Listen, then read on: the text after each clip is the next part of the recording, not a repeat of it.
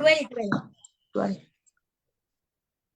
स्वागतं द्विजश्रेष्ठ यत्र तानि मुमुक्षव चरन्ति श्रद्धया धीरा बाला एव बृहन्ति च। महाराज पृथु ने 4 कुमार को ब्राह्मण श्रेष्ठ संबोधित करके स्वागत किया और उन्हें कहा, अपने जन्म से ब्रह्मचर्य व्रत का दृढ़ता से पालन किया है और यद्यपि आप मुक्ति के अनुभवी है तो भी आप अपने आप को छोटे छोटे बालक के समान रखते हैं। हरे कृष्ण। हरे कृष्णा। हरे कृष्णा। तात्पर्य कुछ देर बाद पढ़ेंगे, पहले यह श्लोक का अनुवाद हम समझ लेते हैं। बड़ा ही सुंदर श्लोक है ये। यहाँ पर कह रहे हैं पृथु महाराज, पृथु वार्तालाप में बताया जा रहा है कि पृथु महाराज ने बड़े सुंदर रूप से स्वागत किया चारों कुमारों का और उन्हें ब्राह्मण कहते हुए संबोधित किया गया। उन्होंने इसके बाद उनको कैसे स्वागत किया गया, यह कहते हुए कि जब से आपका जन्म हुआ है आपने जन्म से ही बड़ी निष्ठा पूर्वक ब्रह्मचर्य का पालन किया है। फिर बता रहे हैं कि आप तो दिव्य पद पर स्थित हो चुके हैं, आप मुक्ति के स्थान पे हैं, परंतु आप उसके भोगी नहीं हैं। आप चाहते नहीं हैं कि आप मुक्ति को अनुभव करें और इसीलिए आपने तो अपने आप को छोटे छोटे बालकों के समान ही बना रखा है ना। देखिए वापस से, आपने जन्म से ही ब्रह्मचर्य व्रत का दृढ़ता से पालन किया है और यद्यपि आप मुक्ति के अनुभवी नहीं हैं तो भी आप अपने को छोटे छोटे बालकों के समान रखते हैं। आप बहुत अनुभवी हैं, आप मुक्ति क्या होती है उसकी सीमा को समझ के पार कर चुके, फिर भी आप अपने आप को 2 छोटे छोटे बालकों के रूप में रखते हैं। यह आपकी कृपा है। आइए तात्पर्य पढ़ते हैं। मंजू माता। तात्पर्य श्री शिल प्रभुपाद के द्वारा। हरे कृष्णा। कुमारों की विशेषता यह है कि वे आजन्म ब्रह्मचारी थे। उन्होंने अपने आप को 4-5 वर्ष के बालकों की भांति रखा, क्योंकि तरुण होने पर इंद्रियां कभी कभी विचलित हो उठती हैं और ब्रह्मचर्य धारण कर पाना कठिन हो जाता है। अतः कुमार जानबूझकर बालक बने रहे, क्योंकि बाल्यकाल से में इंद्रियां कभी भी वासना से विचलित नहीं होती। कुमारों के जीवन की यही विशेषता थी और इसलिए महाराज पृथु ने उन्हें ब्राह्मण श्रेष्ठ कहकर संबोधित किया है।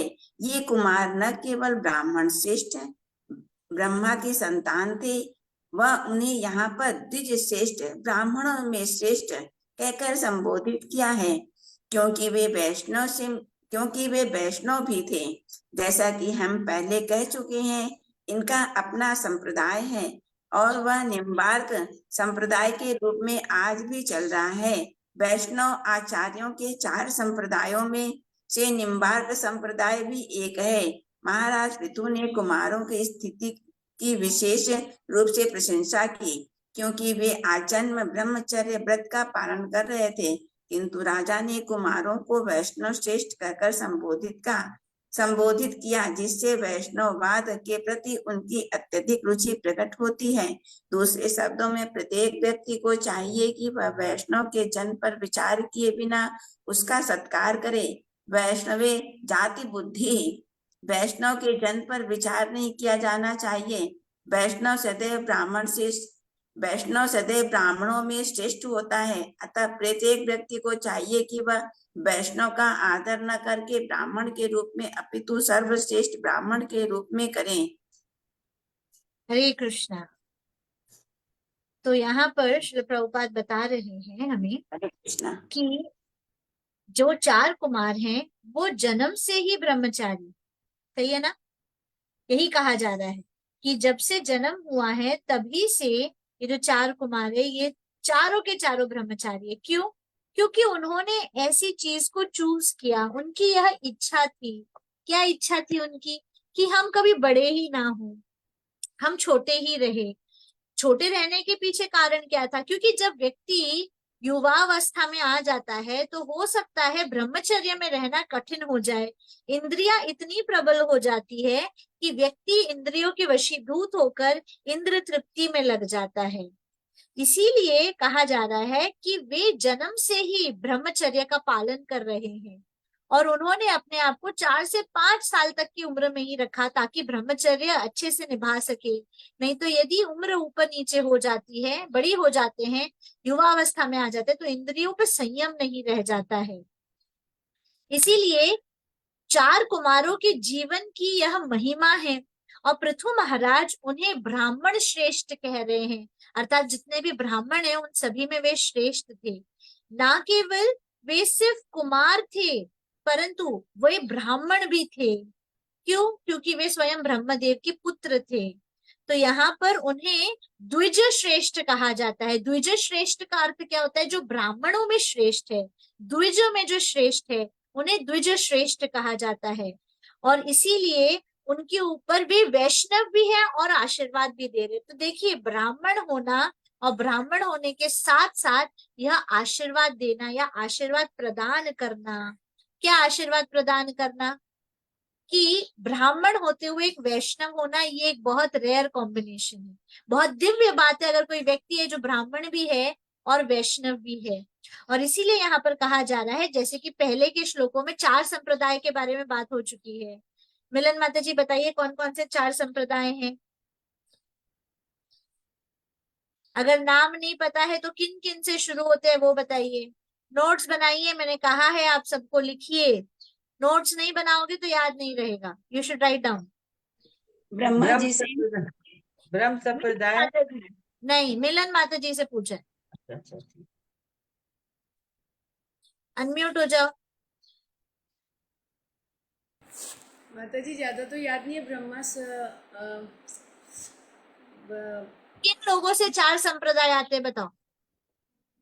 जी माता जी, किन लोगों से ये 4 संप्रदाय होते हैं? जो जो याद है चलो वो बताओ आप। माता जी वैष्णो और ब्रह्मा, नहीं याद है माता जी। हम कौन से संप्रदाय में हैं? गौड़ीय संप्रदाय। मिलन माता जी प्लीज प्लीज 1 मिनट रुकिए, सभी रुकिए प्लीज। हरे कृष्ण माता जी। जिज्ञासा माता जी प्लीज 2 मिनट। इसके बाद मैं आपसे पूछूंगी। अभी वो माता जी ने बताया ना माता जी, गौरव संप्रदाय से। गौड़ीय संप्रदाय। हम ब्रह्म माधवा गौड़ीय संप्रदाय से हैं। ठीक है, ये हमारा संप्रदाय है। ठीक है, हम ब्रह्मा जी के संप्रदाय से हैं। दूसरा संप्रदाय किससे चालू होता है? दूसरा संप्रदाय शिव संप्रदाय से। एक शिव जी से शुरू होता है। 4 ठीक कुमार है, से होता है। 4 कुमार से होते हैं। 4 कुमार से होता है और श्री संप्रदाय माता जी। वंशाचार्य, वैष्णव, श्री संप्रदाय। चौथा है श्री संप्रदाय। तो 4 कुमारों का संप्रदाय एक है, एक रुद्र संप्रदाय हो गया, एक गौड़ीय ब्रह्म माधवा गौड़ीय संप्रदाय हो गया, और कौन सा बचा? रुद्र संप्रदाय। श्री संप्रदाय माता जी। जिज्ञासा माता जी अभी 4 बताइए आप। श्री संप्रदाय माता जी। जिज्ञासा माता जी। जी ब्रह्म गौड़ीय संप्रदाय, श्री संप्रदाय, शिव संप्रदाय, 4 कुमार संप्रदाय, और हम ब्रह्म गौड़ीय वैष्णव में आते हैं। ठीक है, ममता माता जी आप बताइए अभी। ब्रह्म गौड़ी माधव संप्रदाय माता जी, श्री संप्रदाय, कुमार संप्रदाय, रुद्र संप्रदाय। हाँ, ब्रह्म संप्रदाय, श्री संप्रदाय, रुद्र संप्रदाय और कुमार संप्रदाय। ठीक है, मिलन माता जी बताओ जल्दी से। माता जी ब्रह्मा संप्रदाय, गौरव संप्रदाय, शिव संप्रदाय, धीरे धीरे वापस बोलो। गौरव संप्रदाय, माता जी बोलने नहीं आता बराबर, लेकिन मैं कोशिश कर रही हूँ। गौरव संप्रदाय, शिव संप्रदाय, 4 कुमार और वैष्णव संप्रदाय। माता जी मैं बोलूंगी। वैष्णव। हाँ सरिता माता जी 1 मिनट। वैष्णव संप्रदाय, ब्रह्म माधव गौड़ीय संप्रदाय सब एक है। ब्रह्म माधव गौड़ीय संप्रदाय एक है। वैष्णव संप्रदाय, वैष्णव सबको ही कहा जाता है, वैष्णव संप्रदाय नहीं है, वैष्णव सभी को, चारों संप्रदाय को वैष्णवी कहा जाता है, वे वैष्णवी कहलाते हैं। ठीक है, पहला कौन है? सभी म्यूट हो जाइए प्लीज, जिनसे हरे कहा जा कृष्णा रहा है वही अनम्यूट रहिएगा। सरिता माता जी आप बोलिए अभी। हरे कृष्णा माता जी। ब्रह्म माधव गौड़ीय संप्रदाय, श्री संप्रदाय, चार कुमार संप्रदाय और रुद्र संप्रदाय। चार कुमार नहीं, कुमार संप्रदाय। अच्छा अच्छा, ठीक, ओके ओके। ठीक है, तो वेरी हाँ। फर्स्ट वन इज ब्रह्म संप्रदाय। सबको याद करना है ये, हम कौन से घर परिवार से हैं, दादा दादाओं के नाम पता रहता है ना, हम ऐसे, हम राजपूत है, हम तो ये है वो है, काकड़िया है, हम पटेल है, हम जयपुर से हैं, बड़ा हम बोलते हैं, हम पंजाबी है, हम साउथ इंडियन है, पर यह हमारे शरीर का बोध है। हम जो भक्ति सीख रहे हैं वो किन से सीख रहे हैं, कौन से संप्रदाय से सीख रहे हैं, यह हमें पता होना चाहिए। हम किन से आ रहे हैं, कल को कोई उठ के बोले कि इस्कॉन पैसा खाने वाली संप्रदाय है, पैसा खाते हैं, विदेशी लोग भरे पड़े हैं, बेवकूफ बना रहे हैं, ब्रेन वॉश कर रहे हैं, तो आपके पास उत्तर होना चाहिए कि नहीं। अगर कोई भी व्यक्ति चार संप्रदाय से जुड़ा हुआ है तो वो ऑथेंटिक है, शास्त्रों के अनुसार है। अगर इन चारों के अलावा कोई संप्रदाय से है तो वो ढोंगी है।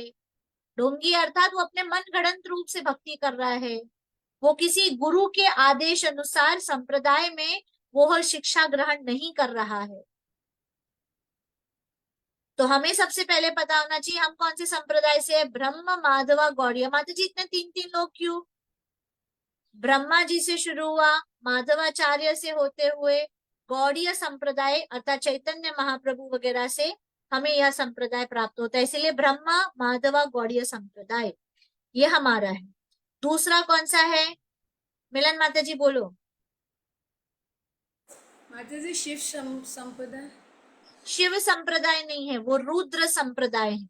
शिवजी से जो आता है उसे रुद्र संप्रदाय कहा जाता है। जिज्ञासा माता जी थर्ड वाला बताइए।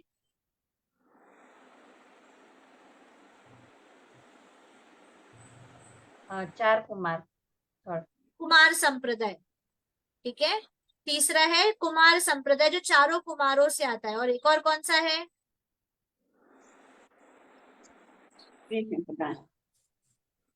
श्री संप्रदाय।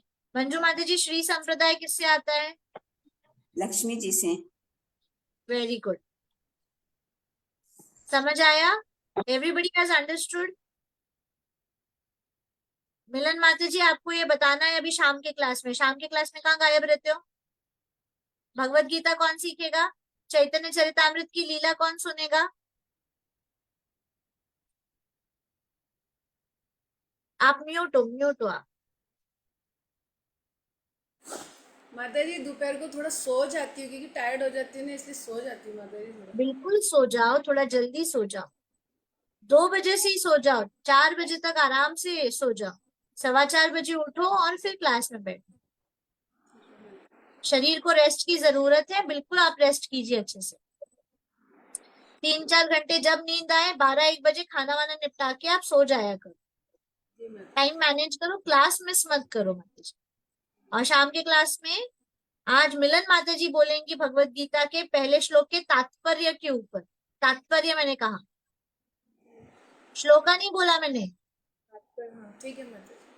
तात्पर्य पढ़िए और एक्सप्लेन कीजिए क्या समझ आया है। अब से रोज सब लोग 5-5 मिनट सबको दिया जाएगा, एक एक करके सब लोग बोलेंगे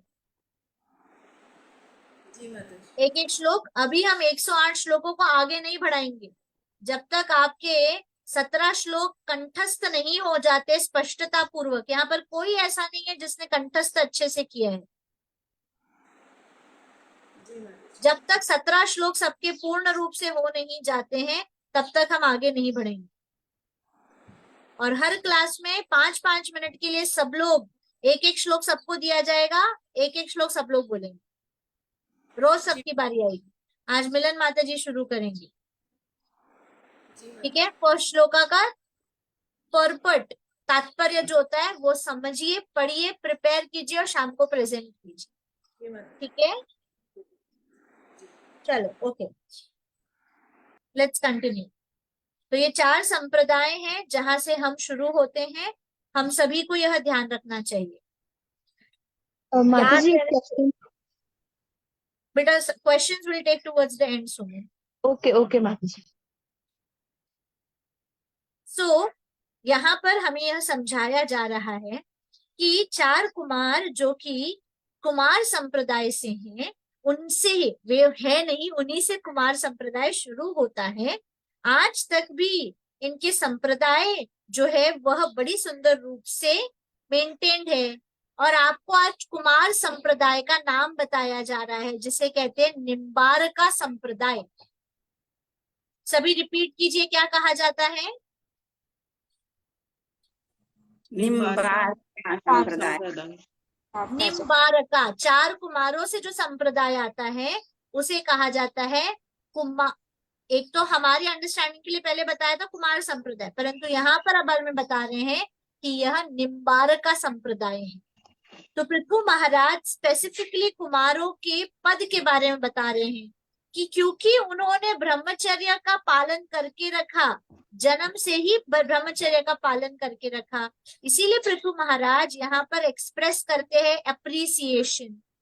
पृथु महाराज बड़ी प्रशंसा कर रहे हैं, उनको वैष्णव कह रहे हैं। ब्राह्मण तो जन्म से है, ब्रह्मचर्य का पालन कर रहे हैं, पर साथ में उनको ब्राह्मण भी कहा जा, वैष्णव भी कहा जा रहा है। क्यों और क्या कहा जा रहा है? वैष्णव श्रेष्ठ, अर्थात सारे के सारे वैष्णवों में श्रेष्ठ है। तो हर एक व्यक्ति को ऐसे वैष्णव को प्रणाम करना चाहिए, बिना देखे कि इसका जन्म कौन से कुल में हुआ है, वो ब्राह्मण है, वो क्षत्रिय है, वो वैश्य है या शूद्र है, कोई भी जन्म हो उनका, पर यदि वो वैष्णव है तो सबको उनको आदर प्रणाम करना चाहिए। समझ में आ रहा है? वैष्णव व्यक्ति गुणों से बनता है। ब्राह्मण परिवार में जन्म ले लिया, पहले ही बताया गया है, ब्राह्मण वे लोग बन सकते हैं, कलयुग में राक्षस जो है वो ब्राह्मण कुल में जन्म ले रहे हैं। तो अपने कर्मों से व्यक्ति बनता है क्या? ब्राह्मण। इसीलिए वैष्णव सारे ब्राह्मणों में सबसे सर्वश्रेष्ठ होते हैं, और ऐसे वैष्णव को हमें प्रणाम अर्पण करना चाहिए। और ये जो 4 कुमार है ये सिर्फ ब्राह्मण नहीं है, ब्राह्मणों में श्रेष्ठ है। जितने भी ब्राह्मण हैं उन सब में वे आगे है, सबसे उत्तम है, इसीलिए और महिमामय है, इनकी महिमा और ज्यादा है। किन की बात हो रही है यहाँ पर? 4 कुमारों पे। 4 कुमार। ठीक है, चलिए ममता माता जी श्लोका पढ़िए, श्लोका नंबर 13। हरे कृष्ण। कंचित कंचित न कुशलम नाथ इंद्रिय इंद्रिय इंद्रिय अर्थ इंद्रिया अर्थते वेदी नाम व्यवसा नाम नावापा एतिस्मिन् पतितानां स्वकर्मभिः। अनुवाद। पृथु महाराज ने मुनियों से ऐसे व्यक्तियों के विषय में पूछा जो अपने पूर्व कर्मों के कारण इन विपत्तिमय संसार में फंसे हुए हैं। क्या ऐसे व्यक्तियों को जिनका एकमात्र लक्ष्य इंद्रिय तृप्ति है कुशल प्राप्त हो सकता है? तात्पर्य। महाराज पृथु ने कुमारों से बस उनका माता जी, कुशल। ममता माता जी अभी मेरे बाद में आपको श्लोका रिसाइट करना है। जी माता जी। ठीक है, मैं बोलूंगी, सभी लोग म्यूट रहेंगे, ममता माता जी मेरे बाद में बोलेंगे। जी माता जी। कचिन्ना कौशलम नाथ कचिन्ना कौशलम नाथ इंद्रियार्थार्थवेदिनाम् इंद्रिया इंद्रिया इंद्रियार्थ इंद्रिया अर्थ अर्थ वेदिनाम। इंद्रिया अर्थ अर्थ वेदिनाम 2 बार अर्थ है। इंद्रियार्थ अर्थ वेदिनाम। इंद्रिया अर्थ अर्थ वेदिनाम वेरी गुड। व्यासन अवापे एतास्मिन्। व्यासना अवापन वापिन अवापे एतास्मिन् व्यासना अवापिन एतास्मिन् पतितानां स्वकर्मभिः। पतितानां स्वकर्मभिः। Very good. कचित् न कौशलं नाथ कचिन्ना कौशलम नाथ इंद्रियार्थार्थ वेदिनाम्। इंद्रियार्थ अर्थवेदिनाम व्यासन आवापे एतास्मिन् व्यासना वाप एतस्मिन् पतितानां स्वकर्मभिः। पतितानां स्वकर्मभिः। हरि बोल। Very good. श्रील प्रभुपाद ने श्लोक दिए है ना, श्लोक के नीचे आप देखिए वर्ड टू वर्ड ट्रांसलेशंस है, वहां से थोड़ा थोड़ा तोड़ तोड़ के पढ़ा कीजिए तो इजी हो जाए। ओके ममता माता जी, वेरी गुड। आइए अब यहाँ पर पृथु महाराज वहां पर उपस्थित साधुओं से अपना प्रश्न पूछ रहे हैं, और वे अपना नहीं हमारे लिए यह प्रश्न पूछ रहे हैं। क्या पूछ रहे हैं वे यहाँ पर? पृथु महाराज ने मुनियों से ऐसे व्यक्तियों के विषय में पूछा जो अपने पूर्व कर्मों के कारण इस विपत्तिमय संसार में फंसे हुए हैं। तो ऐसे लोगों के लिए उन्होंने पूछा कि वो इस संसार में, विपत्तिमय संसार में फंसे हुए किसकी वजह से? अपने पूर्ववर्ती कर्मों के कारण।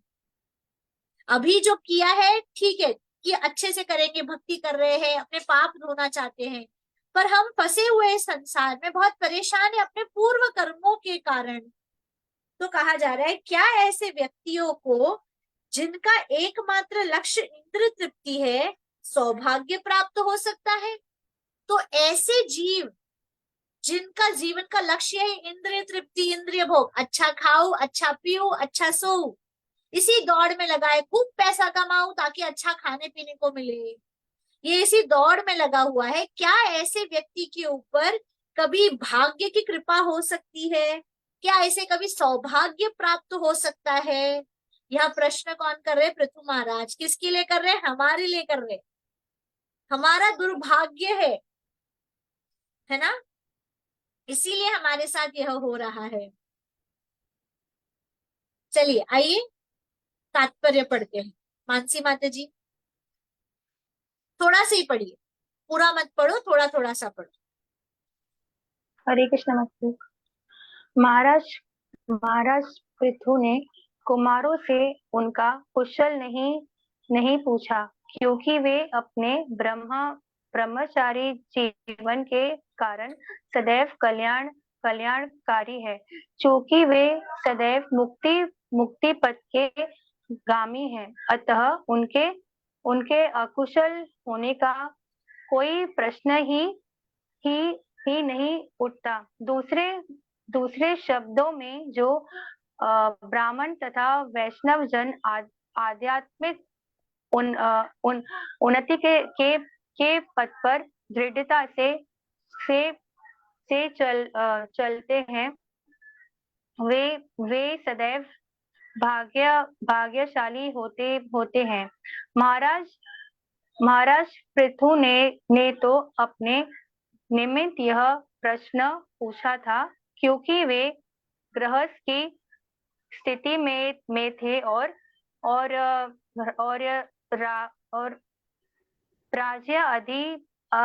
राज्य अधिकारी थे। राजा लोग हरे कृष्ण। तो बड़ा कृष्ण सुंदर सा यहाँ पर कहा जा रहा है कि पृथु महाराज ने ये प्रश्न कुमारों के लिए नहीं पूछा था,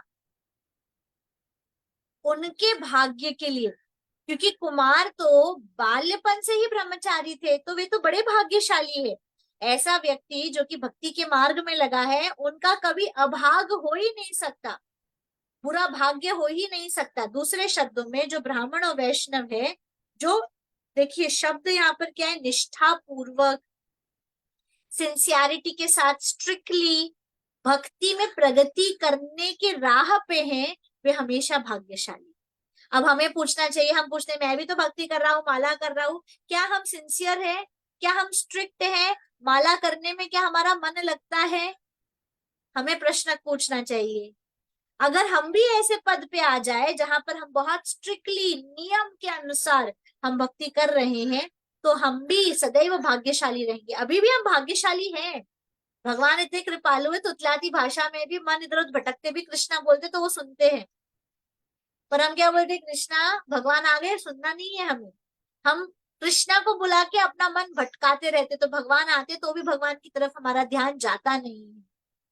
असल में यह प्रश्न जो पृथु महाराज ने पूछा था, वो खुद के लिए पूछा था, क्योंकि वे राजा थे और उससे बड़ी चीज वे गृहस्थ थे। अब राजा जो होते हैं वो सिर्फ गृहस्थी नहीं होते हैं, जनरली वो इंद्र तृप्ति में विलीन होते हैं। कई बार उन्हें शिकार करने के लिए कई सारे पशुओं की हत्या भी करनी होती है। क्यों? शिकार करना एक तरीके से अपनी कलाओं को निखारना है। वो शिकार करने के लिए ये पर्पस से नहीं जाते कि हमें वो जानवर खाना है, वह यह जाते ताकि उनकी जो खेल रीति है, उनकी जो आर्चरी है, जो कुशलता है, वह वो अच्छी तरह से सीख सके, युद्ध करना वो अच्छे से सीख सके। इसीलिए इस कला को सीखने के लिए उनको पशुओं की हत्या करनी होती है। ये सब इसीलिए ताकि कभी युद्ध हो जाए तो शत्रुओं से युद्ध किया जा सके। तो यह सब जो कार्य एक राजा करता है, ये शुभ कार्य नहीं माना जाता है। 4 प्रकार के पाप है, स्त्रियों का संग करना अर्थात अवैध स्त्री संग करना, मांसाहार करना, जुआ खेलना तथा नशापान करना। ये 4 गलत काम है जो कि क्षत्रियों के लिए अलाउड है, उनको परमिशन दिया हुआ है कि आप ये कर सकते हो। क्यों कह रहे हैं? पॉलिटिकल रीजन के लिए उनको यह परमिशन दी जाती है कि आप ये पाप कर सकते हो। क्षत्रिय कभी भी जुआ खेलने से पीछे नहीं हटते। इसीलिए तो एग्जाम्पल यहाँ पर आता है पांडवों का।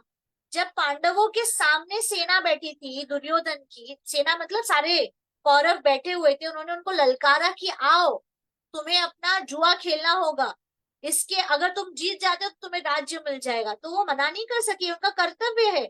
अगर कोई उन्हें जुए में बुलाता है तो उन्हें एक्सेप्ट करना ही पड़ता है।